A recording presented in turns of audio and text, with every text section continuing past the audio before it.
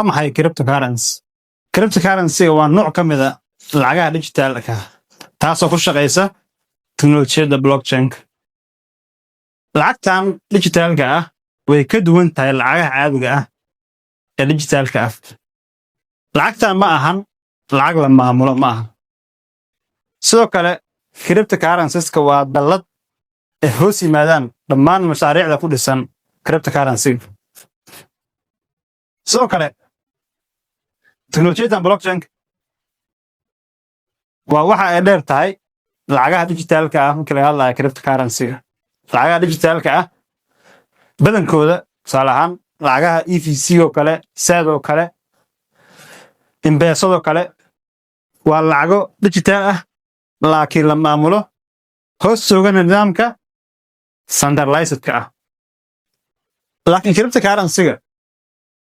waxay hoos joogtaa nidaamka decentralized-ka ah waa nidaam aan la maamulin oo qofku isagu si xor ah lacagiisa u maamulanayo mana jiro nidaam dawli ah bangi hay-ad ama cid kale oo maamulaysa